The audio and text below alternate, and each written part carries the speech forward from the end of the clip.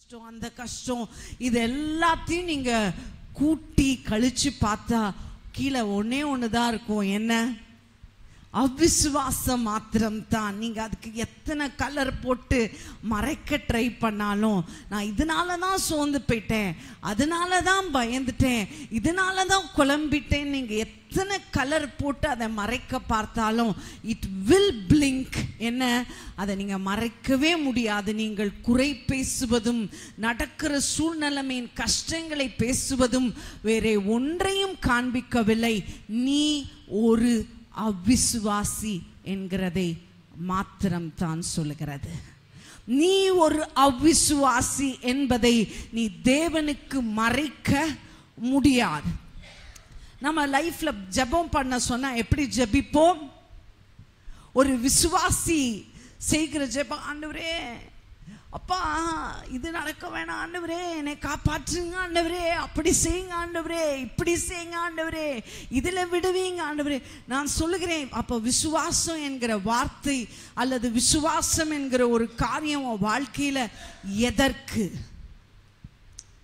ஒரு விசுவாசி செய்கிற ஜெபம் எப்படி தெரியுமா இருக்கும்? எப்படி தெரியுமா இருக்கும்? ஆண்டவரே இதையெல்லாம் நீ சொல்லி இருக்கிறீர், இதையெல்லாம் நீ செய்ய வல்லமை உள்ளவர். அதாவது ஒரு விசுவாசியும் ஜெபித்துத்தான் ஆகணும். எனக்கு விசுவாசம் இருக்கு, ஆண்டவர் பார்த்துக்குவார் என்று சொல்லிட்டு போனா அது நடக்காது. ஒரு காரியத்தை நடப்பிக்கணும்னா அதற்கு மிக அதிகமான விசுவாசம் தேவை. அந்த விசுவாசம் எப்படிப்பட்டதாய் வெளிப்படும் என்றால், நீர் சொன்னதினால் செய்வீர். சூழ்நிலைமைகள் ஆயிரமாய் வித்தியாசமாய் இருந்தாலும், நடக்கிறவைகள் எப்படி வித்தியாசமாய் நடந்தாலும், நம்பக்கூடாத சூழ்நிலைமைகளை நான் கடந்து போனாலும் நான் இன்னமும் நம்பித்தான் ஆவேன். பிகாஸ் ஏனென்றால் நீர் சொன்னதை செய்ய உண்மை உள்ளவர். அததான் சாராள் செய்தாள் என்று வேதம் சொல்லுகிறது. அவள் பிள்ளை இல்லாத மலடியாய் இருந்த போது அவர் சொன்னதை செய்வதற்கு அவர் உண்மையுள்ளவர் என்பதை எண்ணி அவள் பிள்ளையை கற்பத்தில் சுமப்பதற்கு பலனடைந்து மணலத்தனையான ஜனங்களுக்கு தாயானாள். எவ்வளோ பெரிய விசுவாசம்! பிகாஸ் நீர் உண்மையுள்ளவர். நீர் நான் சொன்னா செய்ய மாட்டேன், என் கணவர் சொன்னா செய்ய மாட்டாரு, என் பிள்ளைங்க இன்னைக்கு ஒன்று சொன்னா நாளைக்கு மாத்தி சொல்லுவாங்க. ஆனால் தேவன் சொன்னால் அதை நிச்சயமாய் சொல்லுங்க செய்வார். தேவன் சொன்னதை மாற்ற மாட்டார். அதுதான் விசுவாசம். கவனிங்க. அப்ப நான் சொன்னேன், இந்த விசுவாசம் நிச்சயமாய் செயல்படும். உங்க வாழ்க்கையில நீங்க அதை நம்புவீங்கன்னா, ஆண்டவரால் செய்ய முடியும் நம்புவீங்கன்னா, ஆண்டவர் நிச்சயமாய் செய்வார். ஆனா ஏன் லேட் ஆகுது அப்படின்னு சொன்னா, நான் சொன்னேன் அதுக்கு வேற எதுவும் காரணம் இல்லை. விசுவாசம் ரொம்ப வல்லமை உள்ளது தான். ஆனா நம்முடைய the heart, நம்ம சுமந்திருக்கிற இருதயம் தான் பிரச்சனை. ஒரு விசுவாசத்தை சுமக்கிற இருதயம் ஒரு ஸ்டாண்டர்டான இருதயமா இருக்கணும். ஒரு பலவீனமான இருதயத்துல எப்படி ஒரு ரொம்ப வீக்கான ஒரு கற்பப்பையில ஒரு குழந்தைய சுமந்தா அது 3 மாசத்துல கூட வெளியே வந்துடலாம், அது 4 மாசத்துல வெளியே வந்துடலாம், அது 6 மாசத்துல வெளியே வந்துடலாம். அந்த பிள்ளையை சுமக்க பலன் இல்லாமல் போகுமோ, அப்படி உன் இருதயம் ஸ்ட்ராங்கான இருதயமா இல்லைனா நீ சுமக்கிற விசுவாசம் அது கிரியை செய்யாது, அது முழுமை அடையாது.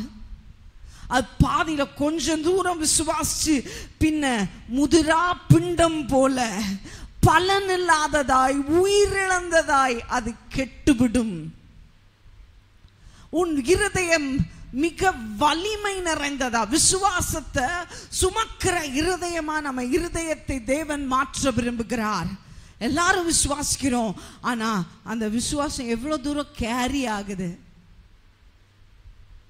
எவ்வளவு தூரம் 10 மாதம் தாண்டி அந்த பிள்ளையை பெற்றெடுப்பதற்கு அந்த கர்ப்பப்பை வலுவுள்ளதா இருப்பது போல உன் இருதயம் அதை அட்டைன் பண்ற வரைக்கும், அதை அனுபவிக்கிற வரைக்கும், அதை பெற வரைக்கும் எப்படி இருக்கணும்?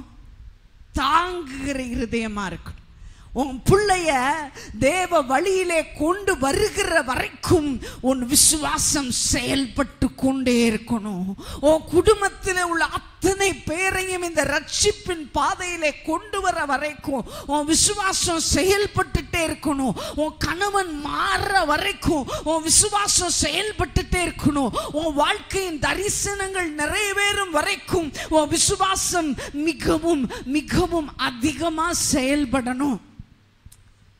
நம்ம பாதியில நின்று விடக்கூடாது, சோர்ந்து விட. நிறைய பேர் இன்னைக்கு ரொம்ப சோர்ந்து போய் எப்பவுமே இந்த மாத கடைசி அது 31, சிலருக்கு 31 சம்பளம் வந்துடும் சந்தோஷம், சிலருக்கு 2 4 அப்படிதான் சம்பளம் வரும். அதனால ரொம்ப மாச கடைசியா எல்லாமே டல்லு இல்லை. அது எனக்குலாம் என்ன ஆண்டவரே, என்ன ஐடியால மாசத்துல ஒரு 4 வாரம், அந்த பாதி மாசம் 5 வாரம், எதுக்கு 5 வாரம்? கவனிங்க, இந்த 5வது வாரம்ல ரொம்ப சோர்வா இருக்கு எல்லார் முகம், விசுவாசம் ரொம்ப குன்றி போயிருக்கு. நான் இந்த காலையிலே நான் கூட அப்படித்தான் கொஞ்சம் சோர்ந்து போய் தான் இன்னைக்கு வந்தேன். ஆனாலும் ஆவியானவர் எனக்குள்ளாய் வேலை செய்ய உண்மையுள்ளவராயிருக்கிறார். நம்முடைய பலவிதமான சூழ்நிலைமைகள் நம்மை அசைக்கும் போதெல்லாம் விசுவாசத்தை தேவன் எப்படி நம்ம இருதயத்துக்குள்ள பெருக செய்வார். நான் போன வாரம் சொன்னேன், விசுவாசத்தை சுமக்கிறதற்கு 4 type of hearts, 4 வகையான இருதயங்களை உடையவர்களா இருக்கணும். அதை நான் நீதிமொழிகள்ல இருந்து ஆகூர் என்கிற ஒரு மனிதன், அவர் ரொம்ப அழகான ஒரு விசுவாசத்தை கேரி பண்ற ஒரு மனுஷன், ஒரே ஒரு சாப்டர் தான் எழுதியிருக்கார், ஆனா அது ரொம்ப ரொம்ப மீனிங்ஃபுல்லா இருக்கு. அவர் எழுதின அந்த அதிகாரத்திலே அவர் ஆரம்பிக்கும் போதே, மனிதர்கள் எல்லாரிலும் நான் மூடன், ஐ நோ நத்திங், எனக்கு ஒண்ணுமே தெரியாது, எனக்கு தேவனை குறித்து அறிய ரொம்ப ஆசை, ஆனா எனக்கு ஐம் சோ லிமிட்டட் அப்படின்னு சொல்லி ஆரம்பிக்கிறார். நான் மூடன், எனக்கு ஒன்றும் தெரியாது. அவர் ரொம்ப ஒரு குழந்தை மாதிரி ஆண்டவர்கிட்ட பேசுறத நீங்க பார்க்கலாம். அவ்வளோ ஒரு நல்ல ஹார்ட். நீங்க வீட்டில் டைம் இருந்தால் 30ஆம் நீதிமொழிகள் 30 ஒரு முறை வாசிச்சு பாருங்க, நல்ல கவனிங்க. நான் நேரம் அதிகமாக எடுக்க விரும்பாதனால வேகமாய் போகிறேன். எல்லாரும் விழிப்பா கேட்குறீங்களா? இன்னைக்கு போன வாரத்திலேருந்து அப்படி கண்டினியூ பண்ணி அந்த 4 type of hearts, என் இருதயம் இந்த 4 வகையான ஒரு இருதயமாக மாறிச்சுன்னா விசுவாசத்தை கொண்டு நான் பெரிய காரியம். நான் ஒன்னே உங்களுக்கு சேலஞ்ச் பண்ணி சொல்கிறேன், நீங்கள் என்னெல்லாம் கண்ணை மூடிட்டு நம்புறீங்களோ அத்தனையும் நடக்கும், அத்தனையும் நடக்கும். விசுவாசிக்க உங்கள் இருதயம் பலன் கொள்ளணும். எப்படி ஒரு ஸ்ட்ராங் ஹார்ட்டாக உங்கள் ஹார்ட்டை மாற்றுறது, அதை தான் பேச போகிறேன். போன வாரம் சொன்னேன், ஒரு ஸ்ட்ராங் ஹார்ட் ஓட முதல் குவாலிட்டி என்னன்னா, நான் சொன்னேன் நீதிமொழிகள் 30:11 வாசித்தோம், தகப்பனை தூஷித்து தாயை ஆசீர்வதியாத சந்ததியும் உண்டு என்றால் ரிபெல்லியஸ் ஜெனரேஷன், முரட்டாட்டம் பண்ணுகிற ஒரு இருதயம் உனக்குள்ளா இருக்குமானால் உன்னால் விசுவாசிக்க முடியாது.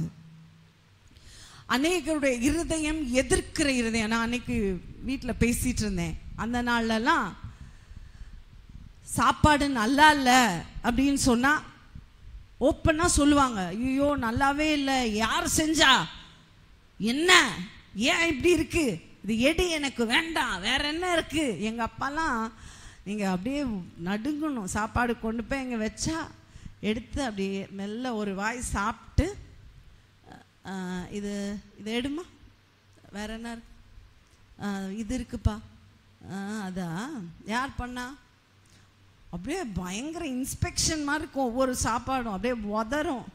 அப்புறம் அது ஒரு தயிர் இருக்கா பாரு ஃப்ரிட்ஜில், அது அம்மா போட்ட தயிராக இருந்தால் வேணாம் அப்படிம்பார். பயங்கர கஷ்டம். அந்த அளவுக்கு ஒரு ஃப்ரீடம் இருந்தது பேச. கவனிங்க, இன்னைக்கு நம்ம ஃபேமிலிஸில் நீங்கள் அவ்வளவு தைரியமாக சாப்பாடு நல்லா இல்லை வேண்டாம் அப்படின்னு சொல்ல முடியுமா? முடியாது. அதுவும் இப்போ உள்ள பிள்ளைங்கள்ட்ட நீங்க சொல்லி பாருங்களேன், டீ நல்லா இல்லை, யார் போட்டா, என்னப்பா இப்படி டீ போடுறீங்க அப்படின்னு சொன்னா நாளைக்கு உங்களுக்கு டீயே கிடைக்காது. லிட்டரலா தான் நடக்கு. மாற்றிக்கொள்வதற்கு மனமில்லாத ஒரு தலைமுறை. The generation which is not ready to submit. நீ தானே நல்லா இல்லைன்னு சொன்ன, நான் செய்ய மாட்டேன், அவ்வளவுதான். One word answer. பணியாத ஒரு சந்ததி, அடங்காத ஒரு சந்ததி, எதிர்க்கிற ஒரு சந்ததி, எல்லாவற்றுக்கும் அதை என்ன சொல்லுவோம், கொம்பு கொண்டு மோதுகிற ஒரு சந்ததி. அப்படி ஒரு ஜெனரேஷனால நிச்சயமாய் விசுவாசத்தை சுமக்க முடியாது. You cannot correct them. அவங்கள்ட்ட நீ செய்யறது தப்பு, இதை சரி பண்ணி இப்படி மாத்தி சொல்லவே முடியாது. எதை சொன்னாலும் பொலைட்டா சொல்லணும். ஒரு அப்பா பிள்ளைகிட்ட பேசினா கூட எப்படி பேசணும், மரியாதை கொடுத்தா மரியாதை. அப்படி இருக்கா பைபிள்ல? வேதம் சொல்லுகிறது, தகப்பனை மதியாமலும் தாயை ஆசீர்வதியாமலும். It is not just relating ஒரு பெற்றோருக்கும் பிள்ளைக்கும் உள்ள உறவை மாத்திரமல்ல, எனக்கு மேலே உள்ள எந்த அதிகாரத்திற்கும். நான் எப்பவுமே சொல்லுவேன், உனக்கு மேல யார் இப்ப இருக்கா? அப்பாவா, கணவனா? அப்பாவும் இல்லை, கணவனும் இல்லை, கேர் ஆஃப் பாஸ்டரா? யாரு? உனக்கு மேலே உள்ள அதிகாரத்திற்கு நீ கீழ்ப்படிவாயானால் you will carry the faith. நீ விசுவாசிக்கும் போது அது கட்டவிழ்க்கப்படும்.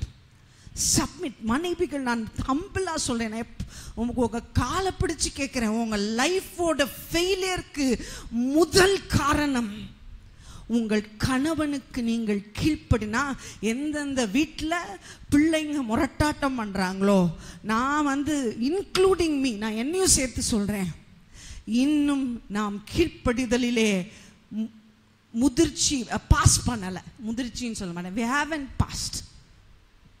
உன் பிள்ளை உனக்கு அடங்க முடியாமல் போர் செய்கிறதா, போராடுகிறதா? உன் கணவனுக்கு நீ கீழ்ப்படிந்து பார், ஒப்புக்கொடு. பிள்ளைகளே, உன் வாழ்க்கை உன் கரத்திலே பணியவில்லையா? நீ நினைக்கிறது, நீ போராடுற நடக்கலையா? தேவன் உனக்கு கொடுத்த அதிகாரங்களுக்கு கீழ்ப்படிந்து பார். சபைக்கு கீழ்ப்படிந்து பார், பெற்றோருக்கு கீழ்ப்படிந்து பார், உனக்கு மேல இருக்கிற பாஸ்க்கு கீழ்ப்படிந்து பார். அவருன்னா அந்த மோசமான சொல்லாத, தேவனே அதை உனக்கு நியமித்திருக்கிறார் என்று வேதம் சொல்லுகிறது. எந்த அதிகாரமும் தேவனால் உண்டானது. அவன் நீதி செய்கிற தேவனுடைய ஊழியக்காரன். உனக்கு மேல ஆண்டவர் வச்சிருக்க அதிகாரத்துக்கு நீ சப்மிட் பண்ணனா. இன்னைக்கு நீங்க திரும்பி போகும்போது சின்ன சின்ன காரியத்துல எதுக்கும் போதெல்லாம் என்னை உணர்த்துங்கப்பா. அநேகருக்கு இந்த பாசியா நான் சொல்றது தான் அப்படிங்கிறதுலே பழகி போச்சு. ஒரு குடும்பம் வந்திருந்தாங்க பார்க்க. அந்த பையன் குட்டியா இருந்தான், அப்போ வளர்ந்து அவங்க அம்மாவை வச்சு லெஃப்ட் அண்ட் ரைட் வாங்குறான். எனக்கு சிரிப்பு தாங்க முடியல. என்ன சிஸ்டர், ஏன் இப்படி உளுந்து உளுந்து சிரிக்கிறீங்க? அப்போ நான் சொன்னேன், நான் இதுவரைக்கும் உங்களை பல வருஷமாக பார்த்தப்பெல்லாம் நீங்கள் தான் எல்லாரையும் லெஃப்ட் அண்ட் ரைட் வாங்கி பார்த்துருக்கேன். இன்னைக்கு உங்கள் பையன் உங்களை இப்படி லெஃப்ட் அண்ட் ரைட் வாங்குறான், வச்சு செய்கிறான் அம்மாவை. அதுக்கு அவங்க ஹஸ்பண்ட் சொன்னார், சிஸ்டர் தயவுசெய்து அந்த மாதிரி அவசரப்பட்டு தப்பான முடிவெல்லாம் எடுத்துடாதீங்க. அது இங்கே மட்டும்தான், வீட்டில் எப்பயுமே அவங்க தான். நிறைய பேருக்கு அதிகாரம் செலுத்தி மாத்திரம்தான் பழக்கம். நான் சொல்றது தான், நான் சொல்றேன், நஷ்டம் வந்தாலும் பரவாயில்ல, தப்பா சொன்னாலும் பரவாயில்ல. நேற்று பாஸ்டர் இதை இங்கே வைக்கணும் மானிட்டரை, ஆமியால் அதை ஏற்றுக்கவே முடியல. ஏன்னா அவன் இதை உருவாக்கும் போதே, பில்டிங்கில் கல் வைக்கும் போதே அவன் பிளான் பண்ணிட்டான் எது எங்கே இருக்கணும். அவனால் அதை ஏற்றுக்க, இது இங்கே தானே வைக்க நான் செஞ்சேன், நீ எதுக்கு கொண்டு அப்படியே அவன். நான் ஒன்று நம்பினேன், அது தப்பாக இருந்தாலும் பரவாயில்ல, அது இந்த இடமா இல்லைனாலும் பரவாயில்ல, இங்க வைக்கிறனால குழப்பம் வந்தாலும் பரவாயில்ல, சப்மிட், கீழ்ப்படி. தேவ பிள்ளைகளே, அதனால இழப்பு வந்தாலும் பரவாயில்ல, கீழ்ப்படி. நஷ்டம் வந்தாலும் உனக்கு மேலே இருக்கிற அதிகாரத்தின் சத்தத்தினால் உனக்கு இழப்பு வந்தாலும் பரவாயில்ல. obey. The best heart you can carry faith. இரண்டாவது, நான் கணவருக்கெல்லாம் ஒரே சந்தோஷமா இருக்கு. நீங்க பாஸ்டர் சொல்றதை எவ்வளோ கீழ்ப்படுகிறீங்கன்னு கொஞ்சம் கவனிச்சு பார்க்கணும். போன வாரமும் சொன்னேன், மனைவிகள் சொல்றதையும் நான் பாஸ்டர் வந்து சொன்னாங்க, நாளைக்கு நீ தான் பிரசங்கம். நான் ஏன் பிரசங்கம் அப்படின்னு நான் போன வாரமே முடிச்சிட்டேன்.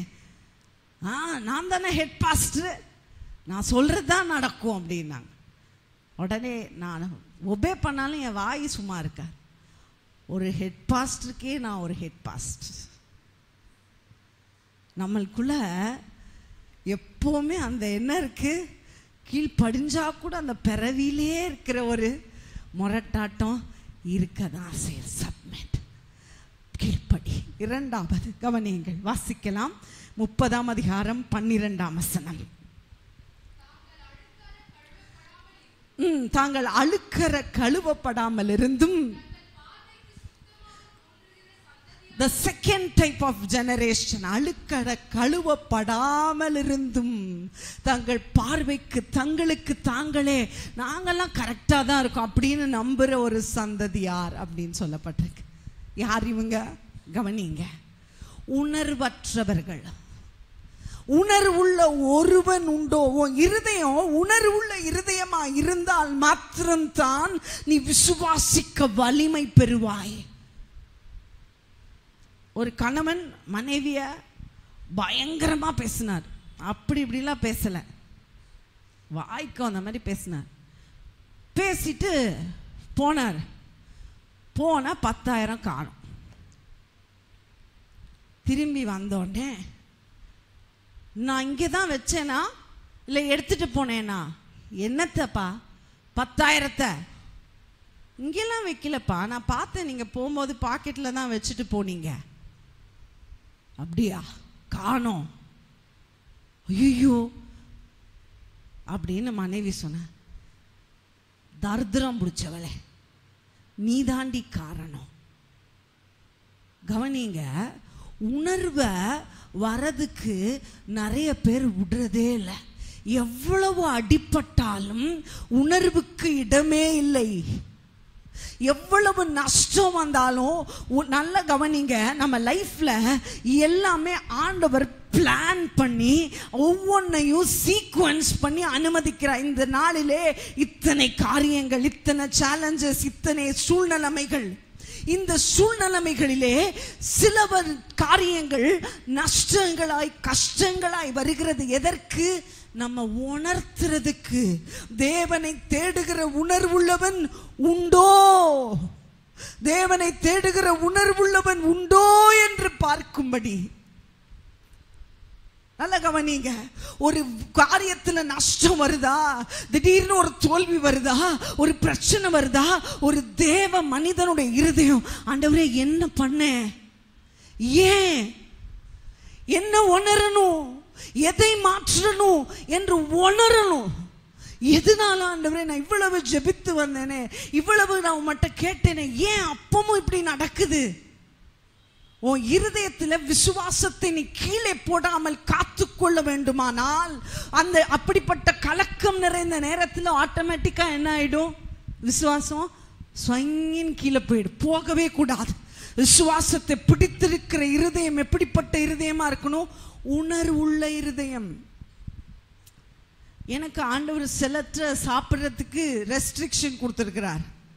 சில எல்லாத்தையும் நான் சாப்பிட மாட்டேன். அப்படி ஒரு ரெஸ்ட்ரிக்ஷன்ல இந்த பஃப்னு ஒன்று இருக்குது, அது எனக்கு ரொம்ப பிடிக்கும். ஆனால் ரொம்ப நாளாக சாப்பிடாம இருந்தேன். அப்புறம் இடையில கொஞ்சம் சாப்பிட்டேன். ஆனாலும் தேவன் அதை எனக்கு விளக்கி இருக்கிறார் என்று எனக்கு நல்லா தெரியும். எனக்கு விளக்கி இருக்கார். உடனே சபையில் யாருமே பஃப் சாப்பிடக்கூடாதுன்னு சொன்னாரு. இன்னைக்கு பஃப் கொடுப்போம், சாப்பிடுங்க. கவனிங்க, இந்த ரெஸ்ட்ரிக்ஷனில் நேற்று திடீர்னு எனக்கு ஒரு புது ரெவலேஷன் வந்துச்சு. நான் சொன்னேன், நாளைக்கு பஃப் கொடுத்தா நான் சாப்பிடுவேன் அப்படின்னு சொல்லிட்டு என்ன பண்ணேன், நானாக வாங்கி தான் சாப்பிட மாட்டேன். பஃப்பை யாருன்னா கொடுத்தா சாப்பிடுவேன்.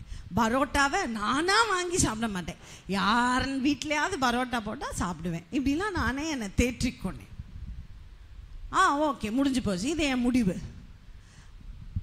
இன்னைக்கு பஃப்க்கு ஆர்டருக்கு ஹரிஷ் அனுப்பிட்டேன், காசை கொடுத்து, தம்பி போய் ஆர்டர் பண்ணிட்டு வந்துரு, நாளைக்கு இவ்வளோ பஃப் வேணும். அவன் போய் அட்வான்ஸ் பண்ண, நான் எந்த கடையை சொன்னேனோ எல்லாம் சொல்லி அனுப்பிட்டேன். சாயங்காலமாக தான் அந்த கடையிலேருந்து ஒரு பிரெட் வாங்கிட்டு வந்துடுடானே.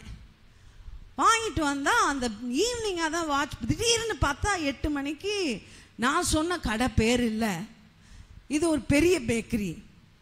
நான் சொன்ன கடையில் பஃப்க்கு ஒரு மாடரேட்டான ஒரு விலை இருக்கும். அவன் போய் ஆர்டர் பண்ணி அட்வான்ஸ் கொடுத்துட்டு வந்தா 2 மடங்கு விலை. டே மக்கா, நீ எங்கடா போய் ஆர்டர் கொடுத்த அப்படின்னு. நான் அங்கே சத்வாச்சாரியில் போய் ஆர்டர். டே பாடா பாவி, நான் அத்தனை எனக்கு உணர்வு வரல, கோபம். இந்த பண்ணி பயட்ட சொன்னால் இப்படி தான் செய்வான், ஆமாம் வந்து திட்ட, நீ ஏண்டா போல, அப்படி இப்படி, எனக்கு காசை எனக்கு தெரியாது, நீ என்ன பண்ணுவியோ எனக்கு தெரியும். 8 மணி ஆகுது, ஆர்டர் கொடுத்தாச்சு, இனி போய் ஏதாவது பண்ணு அப்படின்னு சொல்லி புலம்பிட்டே மேலே ஆவியானவர் பேசுகிறாரு. எதுனால இது வந்துச்சு, எதனால வந்துச்சு? பஃப் சாப்பிடுவியா? ஆண்டவரே, நான் பஃப்பே சாப்பிட மாட்டப்பா. 10 நிமிஷத்தில் அதுக்கு சொல்யூஷன் வந்துச்சு. அவன் அவ்வளோ அறிவா என்ன பண்ணான், சார் பிளான் கொஞ்சம் மாறி போயிடுச்சு சார், காசை திரும்பி கொடுங்க சார். கொடுக்குறேன்னு சொல்லிட்டான். நாங்கள் எங்கே பிளான் பண்ணோமோ அங்கே ஆர்டர் கொடுத்துட்டோம். கவனிங்க, உணர்வு வரணும். ஒரு மனுஷனுடைய பிரச்சனையில தேவனை தேடணும், தேவனை உணர்கிற. எதனால இந்த பிரச்சனை, எதனால இந்த ஹாஸ்பிட்டல், எதனால இந்த வியாதி, எதனால இந்த நஷ்டம், நான் என்ன பேசினேன், நான் என்ன செஞ்சேன், ஏன் என் பிள்ளை இப்படி பண்ண, உணர்கிற இருதயம். ஏன் இந்த குறைவு, ஏன் இந்த அழுகை? ஒவ்வொரு மனிதனும் தனி, இது என் புருஷனோட தப்புன்னு சொல்ல, உன்னை நீ இடம் கொடுக்காம, நான் எப்பவுமே நம்புறேன், நம்ம வீட்டுக்குள்ளார ஜெபிக்கிறவர்கள் இடம் கொடாமல் ஒரு தீமை வீட்டிற்குள்ளாய் வாழ்க்கைக்குள்ளாய் வராது. உணர்வடைகிற இருதயம் இருந்தால் உன் விசுவாசத்தை நீ அற்புதமாய் சுமந்து கொண்டு போகலாம். டில் தி எண்ட், முடிக்கிற வரைக்கும் உன் விசுவாசம் கீழே இறங்காது. ஒவ்வொரு ஆபத்திலும் பிரச்சனையில என்ன செய்யணும், உணரணும். உன் இருதயம் அப்படிதான். அங்கே வசனம், அழுக்கற கழுவப்படாமல் தங்கள் பார்வைக்கு சுத்தமாய் தோன்றுகிற. நீ எல்லாம் பண்ணிட்டு நான் என்ன பண்ணேன்னு உட்கார்ந்துருக்காதன்னு பைபிள் சொல்லு. 3வது வாசிக்கலாம், அடுத்த வசனம், நீதிமொழிகள் 30:13.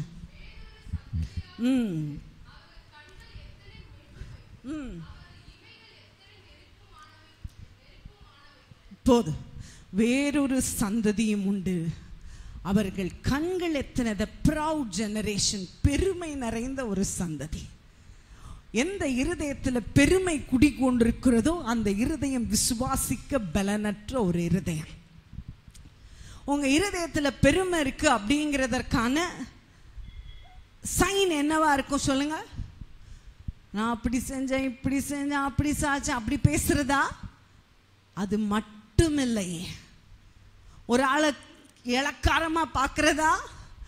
அது மாத்திரமில்லை. நன்றாய் கவனியுங்கள். உங்கள் இருதயம் பெருமையினால் நிறைந்திருக்கிறதற்கு நான் ஒரு மிக துல்லியமான உதாரணம் காண்பிக்கிறேன். நீங்க உங்களுக்கு எவ்வளவு கொடுத்தாலும் சந்தோஷமா இருக்க மாட்டீங்க. உங்களுக்கு எவ்வளவு கிடைச்சாலும் நீங்க நன்றியா இருக்க மாட்டீங்க. நீங்க இல்லாததைத்தான் தேடிக்கொண்டே இருப்பீர்கள். நீங்க நினைப்பீங்க, ஐ டிசர்வ் மோர், எனக்கு இதற்கு மேலும் நான் தகுதி உடையவன் என்று நீங்கள் உங்களை எண்ணிக்கொண்டு நீங்கள் இன்னும் தேடிக்கொண்டே இருப்பீர்கள்.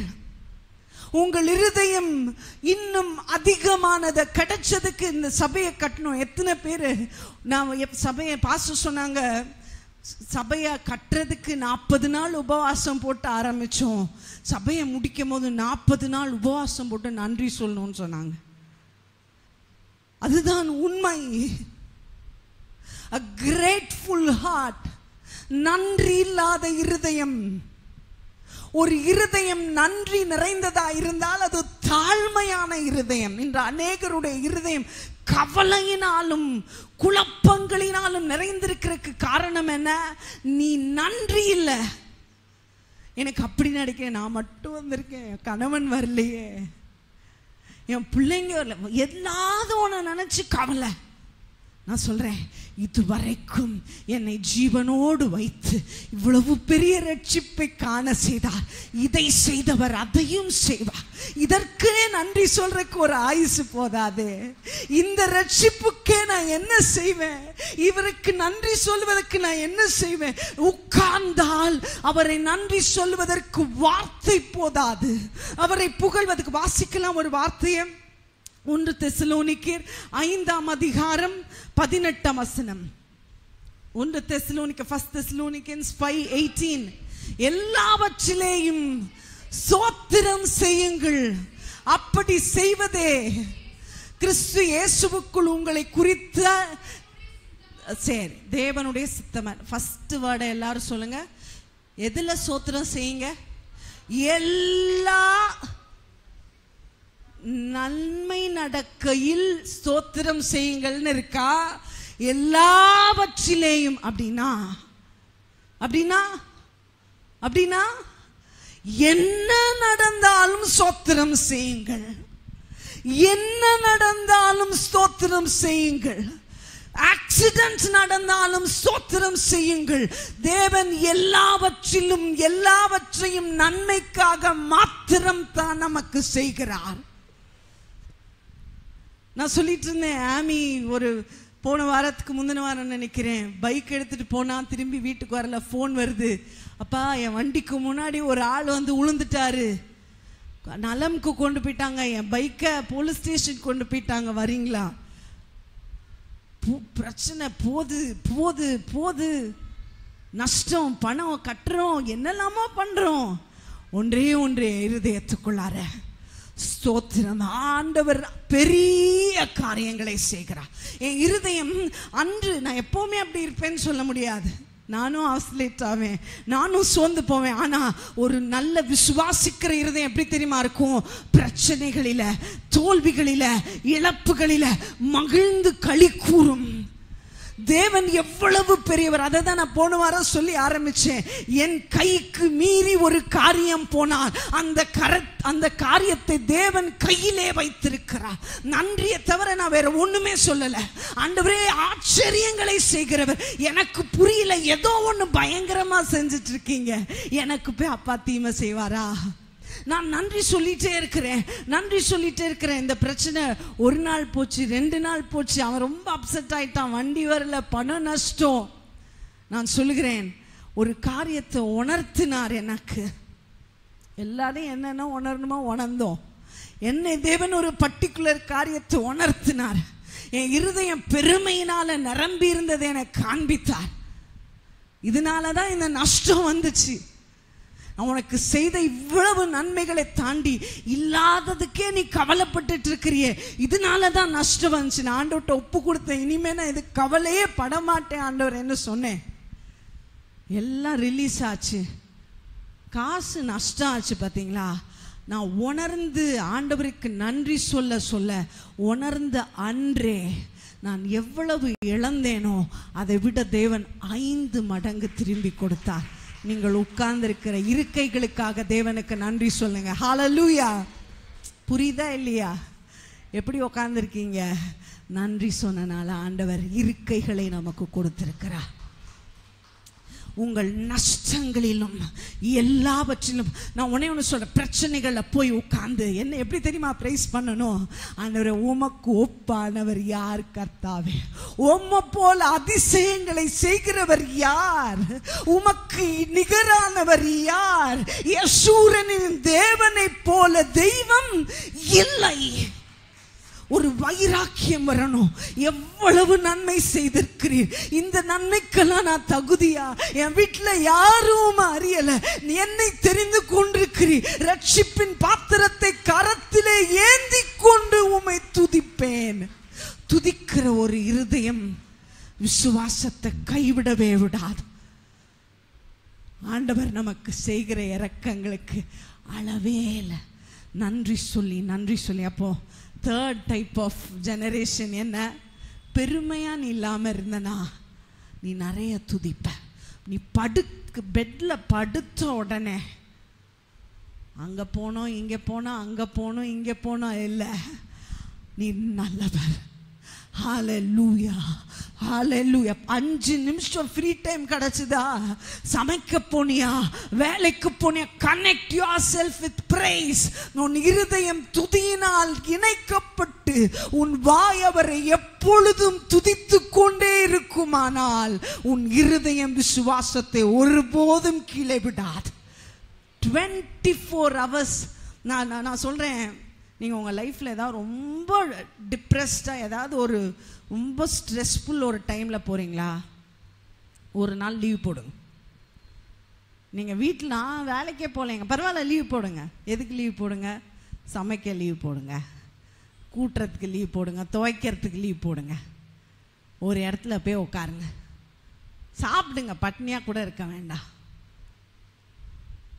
குறைஞ்சபட்சம் ஒரு 18 மணி நேரம் வாயை திறந்து எவ்வளவு முடியுமோ அவ்வளவு அவரை புகழ்ந்து புகழ்ந்து நன்றி சொல்லுங்க. நான் சொல்றேன், உங்க வாழ்க்கையில ஒரு மதிலை நீங்கள் நிச்சயமாய் தாண்டுவீர்கள். இதுவரைக்கும் தாண்ட முடியாத ஒரு காரியத்தை நிச்சயமாய் ஜெயிப்பீர்கள். துதி அவ்வளவு வலிமை உள்ளதா? அந்த ஹார்ட்டை எப்பவுமே வச்சுக்கோங்க. நான் திரும்பி சொல்றேன், புரியறதுக்காக அந்த எக்ஸாம்பிளோட சொல்றேன். ஒரு கல்யாணான ஒரு பொண்ணு இன்னொரு ஆம்பளையோட பழகுனா அதுக்கு என்ன பேரு சொல்லுங்க? கள்ளக்காதல். ஒரு ஆண்டவரை அறிஞ்ச ஒரு மனுஷன் அவிசுவாசப்படுறதும் அப்படிப்பட்ட ஒரு பாவத்துக்கு இணையானது. நீ பயப்படுறது அப்படிப்பட்ட ஒரு பாவத்துக்கு இணையானது. நீ கவலையுற்று அழுகிறது, தேவனை நம்பாமல் உன் சூழ்நிலைமை நம்பி நீ உடைகிறது, அப்படிப்பட்ட ஒரு அருவருப்பான பாவத்துக்கு இணையானது. Challenge yourself. எப்படி ஒரு நல்ல பெண் ஒரு கணவனை தாண்டி இன்னொரு பொம்பளைய இன்னொரு ஆம்பளைய திரும்பி கூட பார்க்க மாட்டேன்னு உறுதியாயிருப்பாளோ, அப்படி அவிசுவாசத்தை அவ்வளவு அதிகமாய் கடிந்து கொண்டு, பயத்தை அவ்வளவு அதிகமாய் கடிந்து கொண்டு, பிசாசே எங்க வந்திருக்கிற இன்னைக்கு காலமே எனக்கு திடீர்னு நீங்க வந்து உட்கார்ந்தோனே அப்படி ஒரு ஸ்ட்ரெஸ். நான் சொன்னேன், என் இருதயத்துல மகிழ்ச்சி இல்லை, ஆனாலும் உம்மை துதிச்சுட்டு தான் இருப்பேன். நான் துதிக்க துதிக்க என் இருதயத்தின் சோர்வு வெளியே போனதை பார்த்தேன். பிரச்சனை வரும், ஆனா கவலைப்படக்கூடாது. கடைசியாய் முடிப்போம். வாசிங்க 30 என்ன வாசனம்? 14.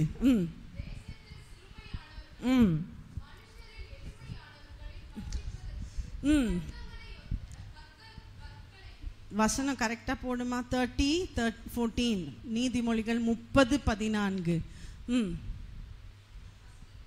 வாசிடா. தேசத்தில் சிறுமையானவர்களையும் எளிமையானவர்களையும் பட்சிப்பதற்கு கட்கங்களை ஒத்த பற்களையும் கடைவாய் பற்களையும் உடைய சந்ததி யாரும் உண்டு. பட்சிக்கிற ஒரு தலைமுறை, a generation that divorce, தீமை செய்கிற ஒரு சந்ததி. அப்ப நீங்க என்னவா? எந்த ஆப்போசிட் சொல்லுங்க? நன்மை செய்கிற ஒரு இருதயம் விசுவாசத்தை காக்கும். ஒரு ரொம்ப அற்புதமான ஒரு ரகசியம் இருக்கு. ஒரு கிறிஸ்துவோட அழைப்புல ஒரு பெஸ்ட் பார்ட் வந்து நன்மை செய்யறது. ஒரு கிறிஸ்துவோட வாழ்க்கையில ஒரு மிக சிறந்த ஒரு அற்புதத்திற்கான ஒரு ஆயுதம் நீங்கள் நன்மை செய்வது. அதை குறித்து 1 பேதுரு 2:15 வேகமாய் திருப்புவோம். 1 Peter 2:15. நீங்கள் நன்மை செய்கிறதினாலே புத்தியின மனுஷருடைய அறியாமை அடக்குவது தேவனுடைய சித்தமாயிருக்கிறது. டூயிங் குட் அப்படின்னா என்ன அர்த்தம்?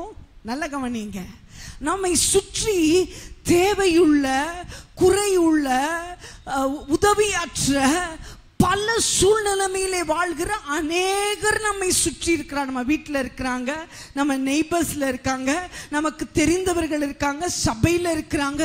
எத்தனையோ காரியங்களிலே குறைவுள்ள அநேகர் நம்மை சுற்றி இருக்காங்க. ஒரு மனிதன் தன் இருதயத்திலே விசுவாசத்தை காக்கணும்னா அவன் என்ன செய்தா விசுவாசத்தை காத்துக்கொள்ள முடியும் என்று ஆகூர் சொல்கிறான். நன்றாய் கவனியுங்கள், அவன் தீமை செய்யாதவன் என்றால் நன்மை செய்கிறவன். இப்போ உங்கள்கிட்ட இந்த மாதம் வருமானம் உங்கள் கையில் வந்துருச்சு. சீட்டு கொடுத்துட்டீங்க, லோன் கொடுத்துட்டீங்க, வாடகை கொடுத்துட்டீங்க, கரண்ட் பில் கொடுத்துட்டீங்க. பாக்கி இருக்க காசு எதுக்குமே வேலை செய்யாது. மளிகை சாமான் வாங்கலை, அப்புறம் ஃபீஸு கட்டலை, பால்காருக்கு கொடுக்கல, இன்னும் ஒரு 4 தேவை இருக்குது. இருக்க காசை வச்சு ஒன்றும் பண்ண முடியாது. என்ன பண்ணலாம் சொல்லுங்க பார்க்கலாம், என்ன பண்ணலான்னு? என்னோட வாழ்க்கையிலே நான் என் அனுபவத்திலே நான் ப்ராக்டிஸ் பண்ணுற ஒரு விஷயம், காணிக்கையை எடுத்து எண்ணி ஜெபித்து என் காரியத்திற்கு பயன்படுத்தும் போது சில நேரங்களில் அதில் வந்திருக்கிற பணம் என்னோட தேவைகள் மிக பெரிதாக இருக்கும். ஆனால் வந்திருக்கிறது அதில் ஒன்று கூட என்னால் மீட் பண்ண முடியாது. நான் செய்கிற முதல் வேலை ஜெபித்து, ஆண்டவரே நீர் கொடுத்த இந்த ஆசீர்வாதத்துக்காக நன்றி, என் தேவை மிக பெரிதாக இருக்கிறது, இந்த பணத்தின் குறைவுக்காக நான் உம்மை குறை சொல்ல மாட்டேன், இதை உம்மிடத்திலேயே கொடுக்கிறேன்னு சொல்லி அவ்வளோத்தையும் காணிக்கையாக கொடுத்துருவேன். சும்மா சொல்ல முழுசாக கொடுத்துருவேன். இதிலிருந்து என்னத்தை ஒரு 10 ரூபாய் எடுத்து 110 எடுத்து வச்சு இல்லை, எல்லாம் உமக்கு தான் ஓவர். அன்றே தேவன் எனக்கு என் காரியத்திற்கான வழிகளை திறப்பார். This is the secret. இந்த சபை படிக்க விரும்பாத அவிசுவாசத்தினோட ஒரு மெயின் பார்ட்டி ஏன் இன்னும் உங்களுக்குள்ள வேலை செய்துன்னா, நீங்க நன்மை செய்ய அறியாதவங்க. சில நாள்ல நம்ம ரொம்ப டிப்ரெஸ்டா இருப்போம். அன்னைக்கு தான் ஒரு பாட்டி எங்கேயோ வந்து நம்மளை தேடி வரும். ஏப்பா நானே எனக்கே டென்ஷனா இருக்கு, தலைவலியா இருக்கு, அது வந்து என் உயிரை எடுக்கும், அப்படியே அனுப்பு, அம்மா இல்லைன்னு சொல்ல அப்படின்னு சொல்லாதீங்க. தேவன் ஒரு நன்மைக்காக, ஒரு விடுதலைக்காக ஒரு நபரை கூப்பிட்டு வந்திருக்கார். கூப்பிட்டு உட்கார வச்சு நல்ல சாப்பாடு போட்டு அந்த அம்மா சந்தோஷப்படுத்தி அனுப்புங்க. அன்னைக்கு ஒரு அற்புதம் நடக்கும்.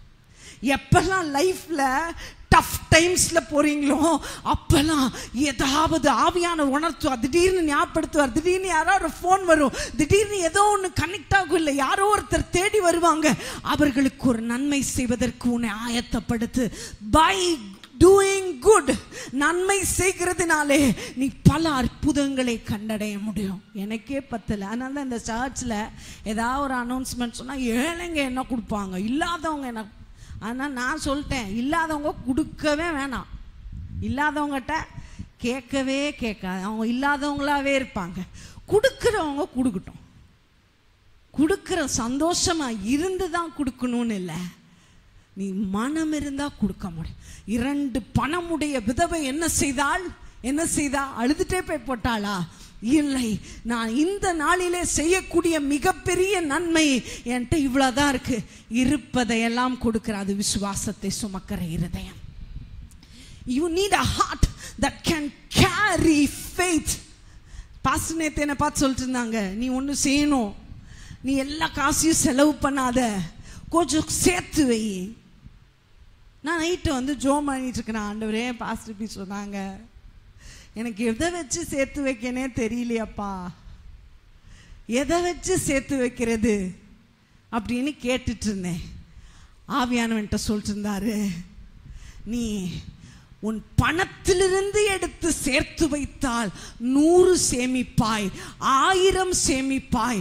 நீ இன்று சேமிக்கிறவைகள் அநேகருடைய வாழ்க்கையிலே நீ முதலீடு செய்கிறதினால் நீ கோடிகளை, கிருபைகளை, இரக்கங்களை உன் சந்ததிக்கும் உனக்கும் சேர்த்து கொண்டிருக்கிறாய். நிறைய பேருக்கு இந்த ரெவலேஷன் இல்லை, எண்ணி எண்ணி கருமி வச்சு எனக்கு இருந்தா தான் இல்லை. நீ கொடுப்பதினால் மிகப்பெரிய நன்மை செய்வதிலே சோர்ந்து போகாமல் இருங்கள். நானே ஒரு பிச்சைக்காரி, நீ பிச்சைக்காரியாவே தான் இருக்க போற, எனக்கே இல்லை. உங்க பிள்ளைங்களுக்கு சொல்லுங்க, 2 துணி புதுசா வந்தா 2 நல்ல துணியை கொடு, இறக்கம் வாங்கு, நன்மை செய்ய பழக்குவீங்க. என் பையன் எப்படி ஆளுன்னா ரொம்ப சென்டிமெண்ட். ஒரு பல்லு தேய்க்கிற ப்ரெஷ்ஷை கூட என்ன பண்ண மாட்டான், டஸ்ட்பினில் போறதுக்கு முன்னாடி அட்ட ஒரு 5 நிமிஷம் பேசுவான். என்ன மன்னிச்சுக்கோ, ஐ எம் சாரி, உன்னை இவ்வளோ நாள் நான் யூஸ் பண்ணிட்டேன், எனக்கு கஷ்டமாக தான் இருக்கேன், எனக்கு என்ன பண்ணன்னு தெரில. அப்படி போயிட்டு வரேன் டஸ்ட்பின் கிட்ட. லிட்டரலாக நான் சும்மா எடுத்து கட்டலாம். அவனுக்கு சென்டிமெண்ட். எந்த பழைய சைக்கிள் டயக் கூட நான் சின்ன வயசில் ஓட்டினது, அது துருப்புரிச்சு அங்கேயே நிற்கட்டும். நன்மை செய்கிறதிலே சோர்ந்து போகாமல் இருந்தால் ஏற்ற காலத்தில் என்ன செய்வோம், கொடுத்துட்டே. எனக்கு என்னைக்காவது வேணும்னு வைக்காத, இன்று கொடு. தேவன் உனக்கு தேவையான போது அதை பல 1000 மடங்காய் திரும்ப தருவார். சபை கொடுக்கிற உதாரத்துவமான சபை. ஒரு ஏழையை பார்த்து எங்கேயும் ஒரு நல்ல சாப்பாடு சாப்பிட்றோம், டக்குன்னு ஆண்டவர் கனெக்ட் பண்ணுவார். அங்கே ஒரு பிள்ளை இருக்கு, அங்கே ஒரு அம்மா இருக்கு, தேடி போங்க, அனுப்புங்க, இல்லை போய் கொடுத்துட்டு வாங்க. அப்படி நீங்கள் நன்மை செஞ்சு பாருங்க, தேவன் உங்கள் வாழ்க்கையில் இருக்கிற பல தீமைகளை முடிவுக்கு கொண்டு வா. Do good. இந்த 4 விஷயத்தையும் உங்கள் ஹார்ட் கேரி பண்ணட்டும். சொல்லுங்க. நம்பர் 1 என்ன? கீழ்ப்படிதல். அத்தாரிட்டிஸ்க்கு கீழ்ப்படுகிற ஒரு இருதயம், சப்மிஷன். 2 உணர்வுள்ள இருதயம். ஒரு பிரச்சனை வந்துச்சுன்னா, என்ன ஆண்டவரே என்ன தப்பு பண்ண என்று கேட்கிற ஒரு இருதயம். 3 துதிக்கிற இருதயம், நன்றி உள்ள இருதயம். ஒரு நாளைக்கு இந்த பில்டிங்குள்ள வந்து நான் என் ஆயுளெல்லாம் துதிக்காம, ஐயோ எதனா இப்படி இருக்கு, இல்லை ஆண்டவரே ஒவ்வொரு சின்ன சின்ன நன்மைகளுக்காக, சின்ன எவ்வளவு நல்லா வச்சிருக்கேன். ஒவ்வொரு நாள் நாங்கள் பேசிக்குவோம், எவ்வளோ நல்லா இருக்கும், எவ்வளவு நல்லா வச்சிருக்கிறார். நம்மள மாதிரி ஆண்டவர் யாரை வச்சிருப்போம்? ஒவ்வொருத்தரும் இதை பேசணும். ஒவ்வொரு நல்ல சாப்பாட்டு, குடிக்கிற ஒவ்வொரு கிளாஸ் தண்ணிக்கும் நன்றியா இருங்க. நன்றியுள்ள இருதயம், தேவனை துதிக்கிற இருதயம். 4வது நன்மை செய்கிற இருதயம், a heart that does good. நன்மை செய்வதில் வந்து என்ன செய்யணும்? நீங்கள் உங்களை ட்ரெயின் பண்ணணும். அது வந்து ஒரு பயங்கரமான ஒரு மேக்னெட்டிக் பவர் உள்ளது. உங்கள் தீமைகளை உங்கள்கிட்ட இருந்து வெளியே தூக்கி எறிஞ்சிடும். உங்கள் லைஃப்பில் நான் என்னுடைய ஒவ்வொரு பிரச்சனையின் நாட்களிலும் நான் பார்த்துருக்கேன். எனக்கே சாப்பாடு செய்யறதுக்கு எனக்கு பிடிக்காத நாட்கள் இருக்கும். அவ்வளோ ஸ்ட்ரெஸ்ஃபுல் டேஸ் இருக்கும். அன்றைக்கி யாராவது ஒரு பாஸ்டர் வருவாங்க, இல்லை அன்றைக்கி யாராவது ஒரு குடும்பம் எங்களை சந்திக்க வருவாங்க. நான் சொல்லுவேன், தேவன் எனக்கு ஒரு தருணம் கொடுத்திருக்கிறார் நன்மை செய்வதற்கு. அன்னைக்கு ஏதோ ஒரு ஆடியோ சத்தமாக யார் ஃபோன்லேயோ ஓடிக்கிட்டு இருந்துச்சு. அந்த ஆடியோவில் ஒரு அம்மா பேசிகிட்டு இருக்கு. நீங்கள் யார் வீட்டுக்காவது போனீங்கன்னா, காஃபி குடிக்கிறீங்களா, டீ குடிக்கிறீங்களா அப்படின்னு கேட்டால் தயவு செய்து குடிக்காதீங்க, அது கேட்கிற முறை இல்லை. அப்படின்னா என்ன அர்த்தம்? உனக்கு நான் காஃபி உனக்கு வேணுமா, உனக்கு சூடு சோறுன்னு இல்லைன்னா வேணும்னு சொல்லி போட்டு தரேன் அப்படின்னு அர்த்தமா? நான் இப்போ இல்லை, அந்த அம்மா சொல்கிறதுக்கு பல வருஷத்துக்கு முன்னாடி யாருன்னா சாப்பிட்றீங்களான்னு கேட்டால் கண்டிப்பாக சாப்பிட மாட்டேன். இது வேணுமா அப்படின்னு கேட்டால் அது எவ்வளவு, அதுக்காக 10 வருஷம் ஜோம் பண்ணிட்டு இருந்தா கூட இது உங்களுக்கு வேணுமா சிஸ்டர்னு கேட்டால் தயவு செய்து வேண்டான்னு சொல்லுவேன். நான் படித்து கொண்டது கொடுப்பவர்கள் கேட்பதில்லை. குடிக்கிறீங்களா, என்ன குடிங்க. நான் காஃபி போட்டு வந்துட்டு அவங்க குடிக்கலைன்னா என்ன பண்ணுறது? தூர ஊத்து. நான் சொல்கிறேன், ஜெனரஸார். ஒரு ஆளை உபசரிக்க தெரிந்த ஒரு குடும்பம். நான் சொல்லுகிறேன், இந்த சபையில் யார் வீட்டுக்காவது போனால் அவங்க நல்ல உபசரிக்கிற ஒரு குடும்பமாக இருந்தால் நான் சொல்கிறேன், அவங்க நிலைகள் நிச்சயமாக நான் என் கண்ணு முன்னாடி பார்த்துருக்கேன். அவங்க இங்கே இன்னைக்கு இருக்க மாதிரி நாளைக்கு இருக்க மாட்டாங்க, நாளைக்கு இருக்க மாதிரி அவங்க உயர்ந்துட்டு தான் போவாங்க.